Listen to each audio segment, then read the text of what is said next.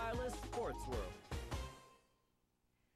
And we say good evening to Mark Seal, who has good news for Barbados. Some good news. 2 series in a row. Good evening. Barbados beat Guyana by an innings and 57 runs before tea on this, the 4th and final day of their second round Caribbean Series match at Kensington Oval.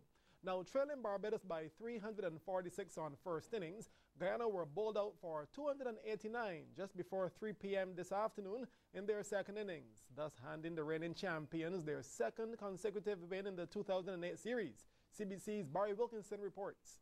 If Guyana were to draw this game, Ramnaresh Sarwan had to play a big part. And at one stage, it appeared like they were heading for a draw, with Sarwan playing some delightful shots, especially through the onside. He made 82 and batted for 198 minutes, but his only problem was that he was running out of partners. Eventually, when he was dismissed, caught by Richards off the bowling of Ben, Guyana at that stage had fallen with still a very big deficit. Their captain gone, and not many other experienced batsmen to come. So the writing was on the wall for defeat. Some lusty hitting in the end from Derwin Christian, who made 39, and Mohammed, who made 23. But overall, Guyana just fell, and fell badly. Smith getting the LBW verdict. That's Mohammed. And later on, wickets would just tumble, as Barbados had a very big lead, and they capitalized on it. 247 for 7 was the total. They needed 346 to make the Bajans bat again. Another wicket goes down. Permaul caught by Hines.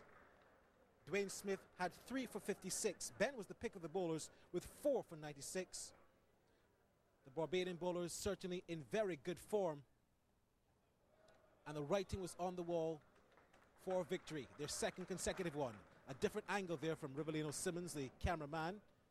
286 for 9 soon turned into 289 all out. Guyana beaten by an innings and 57 runs. Barry Wilkinson, CBC Sports. And those scores again: Guyana 185 and 289, Barbados 531. Meanwhile, the Bajan skipper and fast bowler Corey Cullimore was unable to bowl today due to an injured hip. Got a hip flexor strain. I felt it a bit yesterday afternoon. But this morning, I thought it was still good for me to go on the field, and influence the guys and help them. Therefore, we must put that down as the reason for you not bowling at all today. Yeah, definitely that was the reason for me not bowling today. Cullimore says he is hoping to be fully fit for the next match on Friday against the combined campuses and colleges.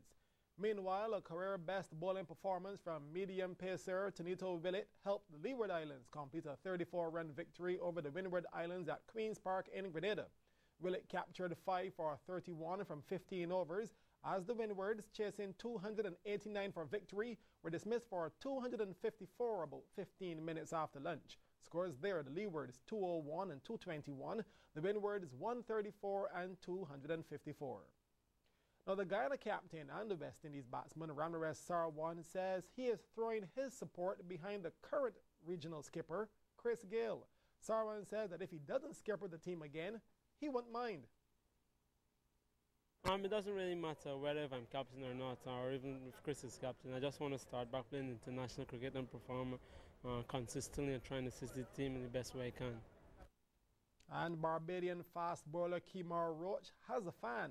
He is former England and Lancashire batsman David Lloyd. Lloyd watched the young pacer for the very first time at Kensington Oval during this match against Guyana, and he was extremely impressed with what he saw. If he's 19, and people are telling me he's 19, he's very young, he looks absolutely fine.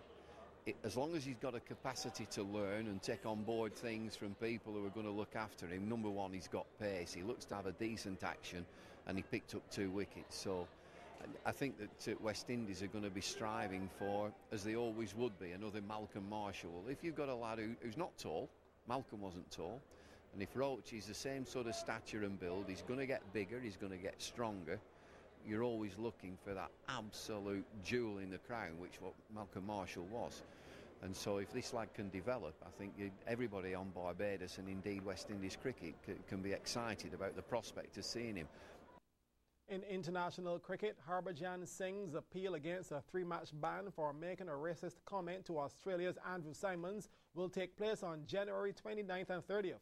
The International Cricket Council's decision means that the Indian spinner is free to play in the last 2 tests. Meanwhile, India have dropped their case against Australia's Brad Hogg, as he was accused of making offensive remarks to Anil Kumble and Mahendra Singh Dhoni. Now, that decision was taken during a meeting in Perth between the opposing captains, Kumble and Ricky Ponting. The Aussies won to go 2 up in the contest, but the hosts were afterwards branded unsportsmanlike in winning. One positive thing, though, to come out of the meeting between Messrs Ponting and Kumble was that India have decided to drop their case against Australia's Brad Hogg, who was accused of making offensive remarks to both Kumble and Mahendra Singh Dhoni. Cricket is larger than any individual. It was important that we forgot about what happened in Sydney as one of those bad moments and just an incident, and it was time to move on. So in view of that, we decided as a team that we withdraw the charge. We're really happy with the outcome. Both teams and more importantly, both captains have walked away really happy with the outcome, and we've decided from here on in that this series will be played in great spirit, as I think the first test certainly was. It's our responsibility to make sure we uphold that, and we're looking forward to the next couple of test matches being very good and very enjoyable for the spectators. So thank you very much. And in more cricket news, New Zealand completed their rout of Bangladesh on the 3rd morning of the 2nd test, winning by an innings and 137 runs. This to clinch the series 2-0. Bangladesh started the 3rd day at 51 for a 5, and the test ended just before lunch with the tourists all out for 113. Tammy Iqbal was unable to bat. Scores again: New Zealand 393, Bangladesh 143 and 113. The Kiwis winning by an innings and 137 runs. That's the first innings in sports. When we come back, it'll be football.